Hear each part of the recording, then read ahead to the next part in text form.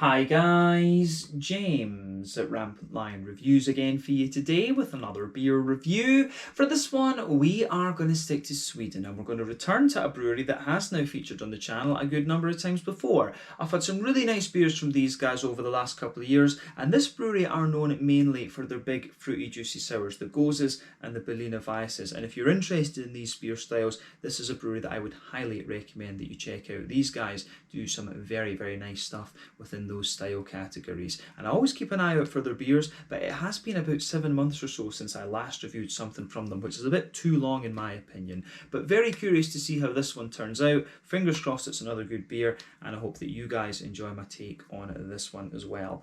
So yeah, for this review then, we are going to head up towards Gothenburg, Göteborg as you would say in Swedish, the Swedish craft beer capital up there on the west coast. Got to get that Gothenburg catchphrase in for the Gothenburg beers because it is just channel tradition these days. And for this review, we are going to return to Morgondagens, or the Tomorrow Brewery, I guess you would call them if you wanted to translate it into English. But this particular beer is called MX Space Fruit. I think that's meant to be like mixed space fruit or mixed space fruit. It comes in at 4.5% ABV. This one is a Berliner Weisse, or a Berliner Weiss cream as these guys are calling it, but it's brewed with strawberries, rhubarb and vanilla, and it was released as part of the Lokal och småskalig assortment through Systembolaget here in Sweden for July of 2021.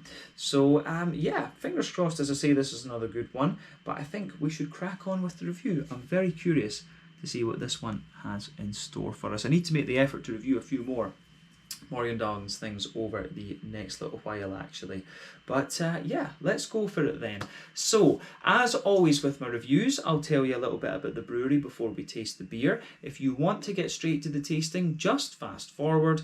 All the usual links are in the video description below. That's the brewery website, the link to my other reviews that I've done from Morgondagens before, and we will no doubt return to these guys at some point in the near future. But there's all the usual social media down there. If you want to see more reviews, do please consider subscribing to the channel. The whole channel, of course, has a geography-based tagging system, so you can go into the homepage and search for beer based on country, city, state, county, province, prefecture, whatever it is you happen to be interested in. Do check out the playlists of beers from different countries. There is one there for all the Swedish beers that I've reviewed for you. That's constantly being added to, and as always, please do get in touch and let me know some of the other beers and breweries that you guys would like to see me review. It's always great to hear from you guys that are watching the videos, and the support that you show the channel is hugely appreciated. So anyway, on to my brewery notes then to tell you a little bit about Morgondagens. So Morgondagens was founded by Jonas Gustafsson and Jenny Nielsen. So the pair had lived in Ingeru just outside of Stockholm, and they brewed together at home before moving over to the west coast back in 2017. But they were then based in Hamburgsund, and then they had the Morgondagens Ekologiska Ölcafé where they brewed their beers, and this also acted as a kind of tap room of sorts. But this building had been a pizzeria before, and they set up a small brewery of 200 litres, and they became known for adding lots of different ingredients into their beers, adjunct brewing and things like this, and this is what they've stuck with going forward. But they opened up the beer cafe during the summer months, and it was also known for its pizzas and sandwiches, and it proved to be very popular. But then they got the beers into Systembolaget in Sweden and Vinmonopolet up in Norway as well. So they sold this premises though in 2018, and then began brewing their beers at Popels Bryggeri in Jonsered for a period of time. But they now have their own brewery in Hisingen, where they have a 2,000 litre brew kit, and then they started off with an initial 30,000 litre fermentation capacity. I'm not sure if they have up to this yet, but I think that was the plan for the future. But they do have this brewery up and running now, and it's going near enough full tilt from what I understand. Another interesting point about this brewery is that they have a collaborative brewery with Duck Pond, or Microphone Bryggeri as they used to be known. This is called Wizard Brewing. These guys, a lot of Berliner Weisses and Goses and things are released under this label as well. I've not seen any Wizard beers for a wee while actually, so I'll need to have a check and see if there are any more of them. But they also have a brand called Paranormal, and this, as far as I understand, is export only, but you can get them in Sweden through Glassbanken.se, so I might be cheeky and order one or two of those on my next Glassbanken order, whenever that is. But as of July 2021, when I'm filming this review for for you. These guys have produced 115 different kinds of beer according to Untappd, and like I said to you, at this brewery, if anyone asked me about this brewery, I would say, yeah, these guys are good for the Berliner Weisses and Goses and things like this, the big fruity juicy sours. So yeah, definitely worth checking out if those are your cup of tea. But yeah, that's all I can really tell you about Morgondagens for the moment. If you want to learn a little bit more about these guys, you can check out the brewery website. You can follow them on Facebook and Instagram to keep up to date with all the latest goings on, and you can check out the Rate Beer, Untappd and Beer Advocate pages to learn a little bit more about all the different beers that these guys have done. So yeah, that's it. And I do apologise for my probably horrendous pronunciation of Morgondagens. Yeah, just, I don't know. It's the thing when you learn a second language, of course, sometimes you don't get the kind of stresses of the words and stuff, right? So yeah, Morgondagens, I think is how you would say it. But if it was Danish, I don't know how you would say it if it was Danish. Their reduction and things that they have in their language is just mental. But yeah, just to let you have a little look at the artwork on this one, which is very nice. I love this though, the rocket lollies. I used to love rocket lollies when I was younger. I still do, to be fair. But yeah, there you can see the Morgondagens brewery symbol. They're kind of like a bunch of dice. I'm not sure exactly what it's supposed to be. If it's like, you know, those kiddies alphabet block things. I'm not sure if it's meant to be like that. But yeah, very nicely presented, this one. The artwork on this one apparently is by Hibombo. So yeah, not sure, don't really know the artwork, of course. I do appreciate good artwork because heavy metal fan, you always get beautiful artwork on the metal albums. But yeah, this one, this is very, very nice actually. But yeah, gold top can on this one. 330 millilitres. I believe that I paid about 40 Swedish kronor for this. So that translates to roughly €4. I bet maybe around £3.50 sterling, and I guess somewhere in the region of $4.50, $4.75 American, just so that those of you watching in different parts of the world have a wee bit of a kind of price reference. But yeah, as I say, 4.5% Berliner Weisse, this one, strawberries, rhubarb and vanilla. So hopefully it's quite nice. And a Berliner Weiss cream, as I was saying earlier, Berliner Weiss cream. So I like that. But yeah, let's get this guy out and we'll get on with the tasting then. The mixed space fruit, 4.5% Berliner Weisse from Morgondagens in Hisingen in Gothenburg up on the west coast. So let's get stuck into this.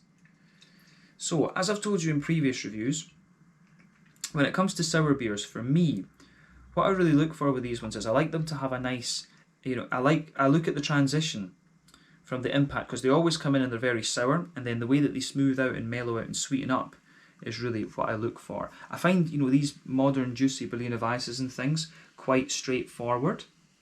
I find them quite straightforward in terms of their flavour profile, but if they're done well, then you know, they're really, really enjoyable beers in my opinion. So as you could see there, as the beer poured, I actually poured with about a quarter finger of a frothy, I would say sort of creamy pink tinted head.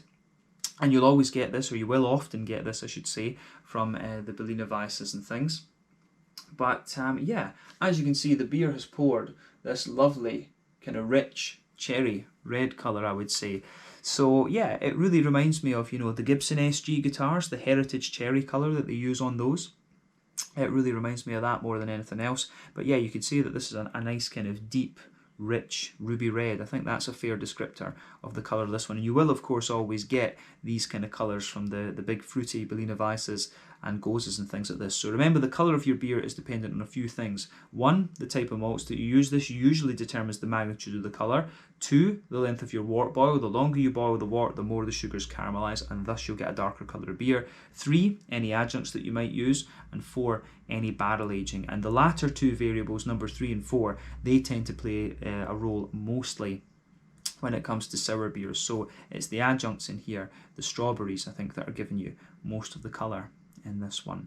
But yeah, I don't think rhubarb is going to give you too much colour, and vanilla won't either.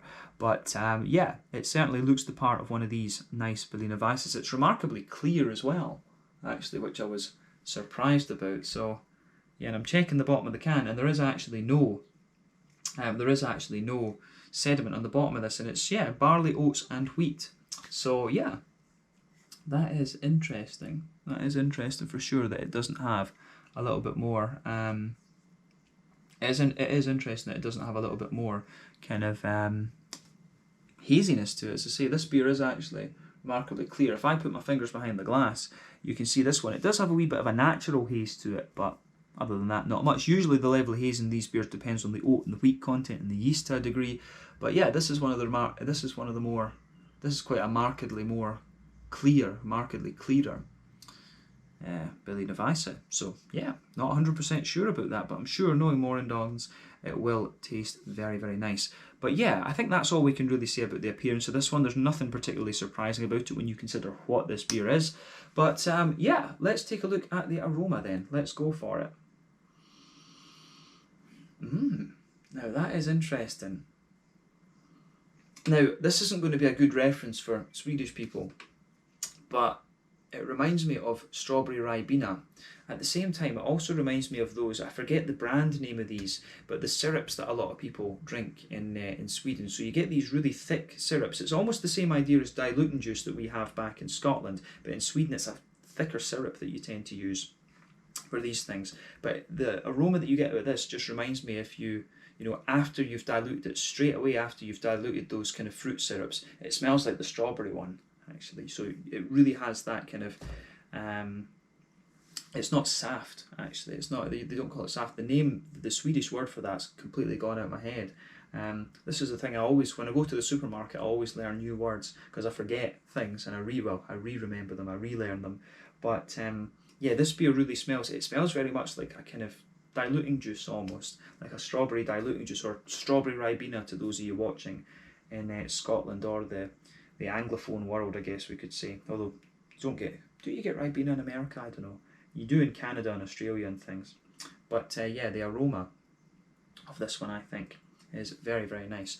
So yeah, straight away with this, you've got a lovely kind of red fruity note to it. The other thing I'm going to say about this beer is that it's not overly creamy, and when they're calling it a Berliner Weiss cream, I don't know. I mean, you would expect, if they're calling it a Berliner Weiss cream, then you would think, oh, this is going to be one of these massive kind of creamy yogurty type Berliner Weisses and Goses, and we've had lots of those we've had a good few of those from Morgondagens in the past, from the likes of Duck Pond Brewing and Elm 11 down here in Skåne now as well.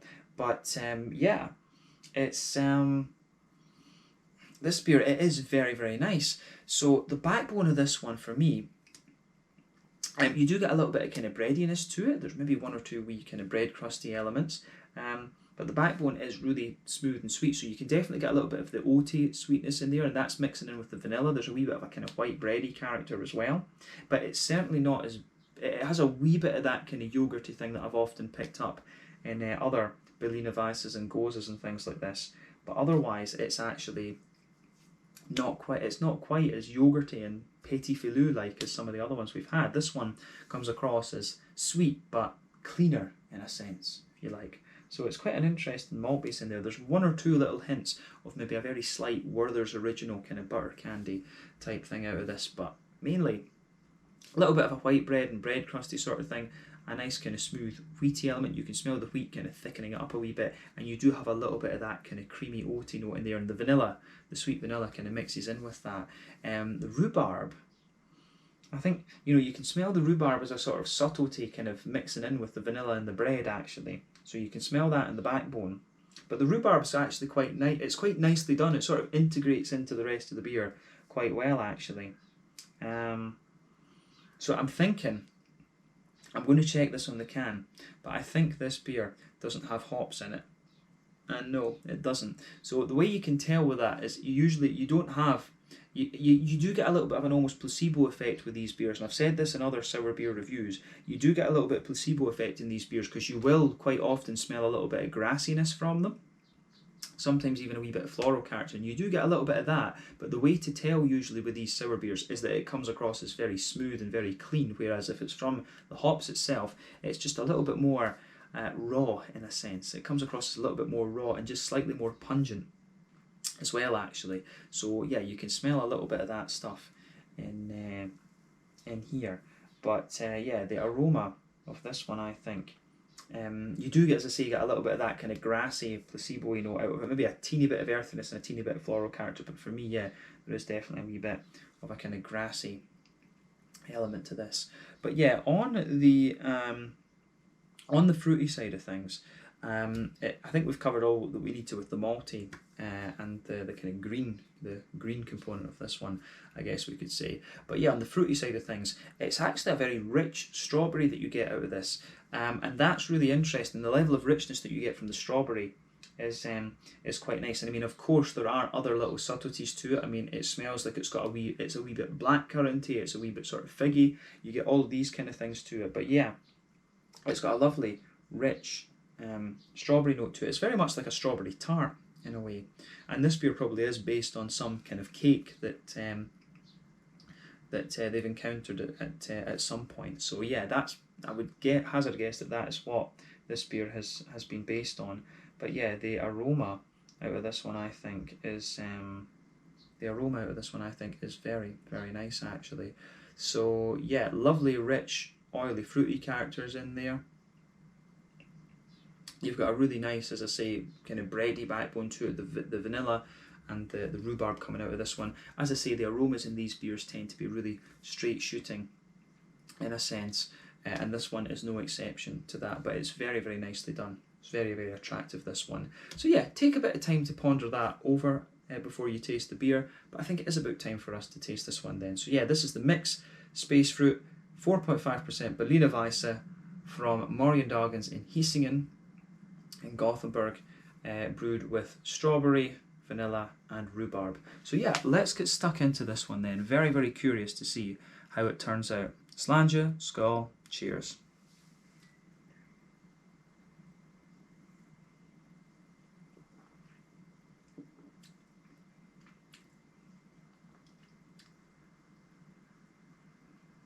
Yeah, the aroma kind of matches the flavour on this one quite well. It does have a nice wee impact to it also, but yeah, this is very nice. It's a very clean sour beer, this one, but I think it works well. As I say, the Berliner Weiss cream kind of confuses me a little bit, because as I say, if it's Berliner Weiss cream, I don't know if that's in reference to something that I don't know. It could well be. But yeah, if they say Berliner Weiss cream, I would tend to think a little bit more of something, a big kind of creamy sour, if you like. And this one certainly has the sweetness of the ice cream, but it's not got the big creamy mouthfeel, if you like.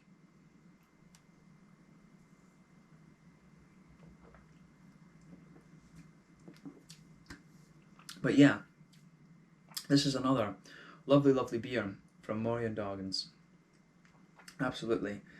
Yeah, I mean, this is one of these ones as well where the flavour translates from aroma, comes out of the aroma very much as you would expect. So yeah, let's break that down for you then. Straight away across the middle of the palate with this one,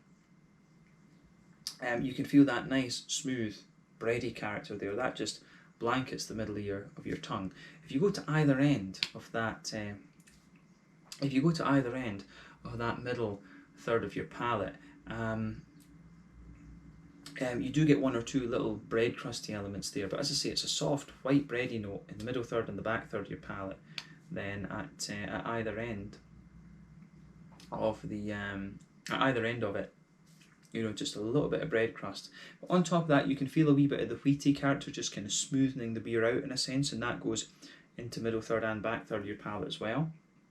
And then yeah, on top of that, there's some really nice oaty elements to it as well. As I say, you get the big oaty sweetness.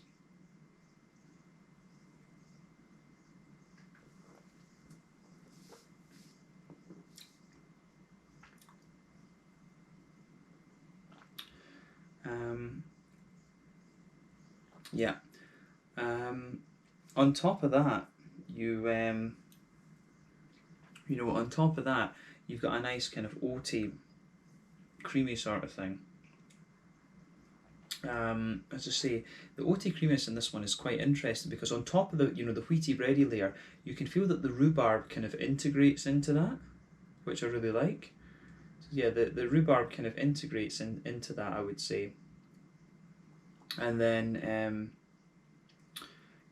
within the oaty characters, I see you get that nice kind of, you can feel that right down the middle line of your palate, you've got the nice thicker oats, and it kind of spreads out towards the edge of the palate. And then the vanilla kind of sits within that as well. So I do like how the vanilla elements, kind of come out of the beer as well. So yeah, it's really nice how that goes together. Absolutely.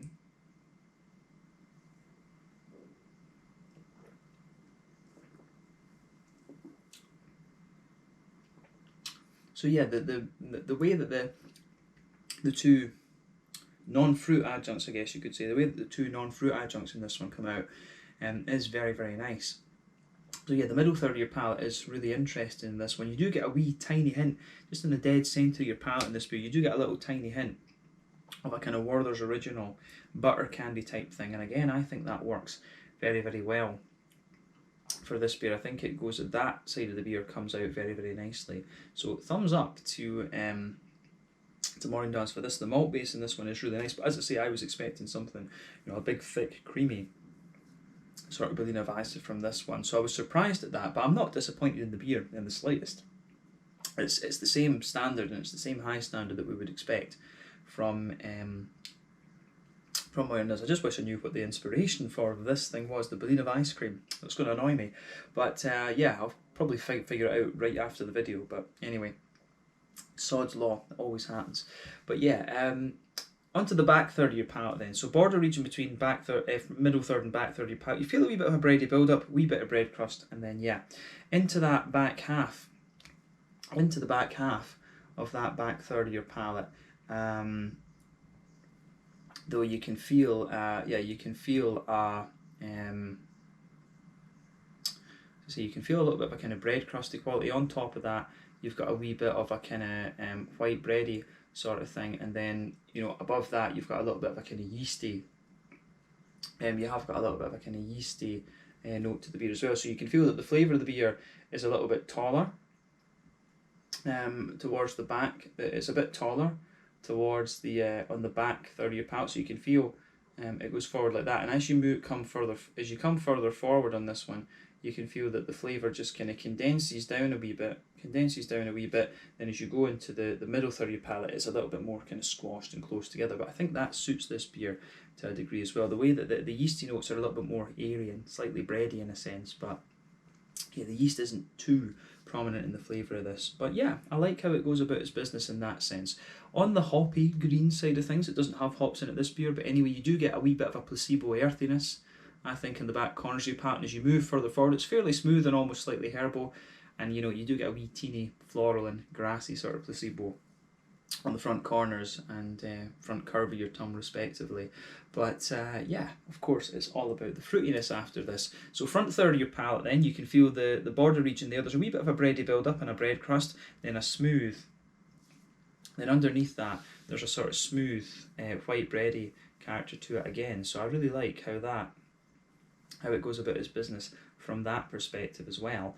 So yeah, the fruity side of the beer again is very nice. You've got a nice juicy fruity character to this one. As I said, when you take the beer in, it's got a little bit of a kind of sharper strawberry kind of element to it. So when it comes in, it does have a wee bit of a kind of sour impact, if you like, but it really mellows out quite nicely, and it's quite a wet fruitiness that you get out of this beer. So yeah, very rich strawberry, and it kind of emanates from the centre of that front third of your palate, but underneath you will get little elements of blackcurrant, fig, and stuff like this. You'll get these little elements underneath that. So I can appreciate that about this one, but round the front edge of the palate, it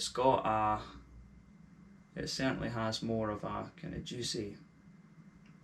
It certainly has more of a kind of juicy strawberry note to it. So I do like how it goes about its business in that sense as well. So yeah, big thumbs up to big thumbs up to Morgondagens for the way this comes out. And the one thing to always remember with these beers as well, when you add fruit as an adjunct, it always suppresses a little bit of the kind of hoppy character that you would have were you to have it in these beers.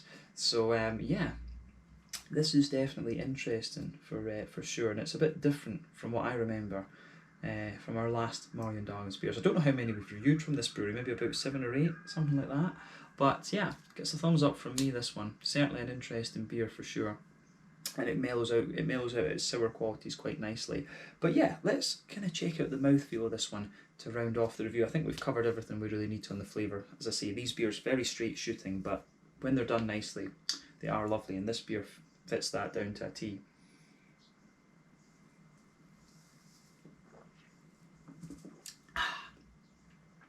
So, exaggerating there. Yeah, but on the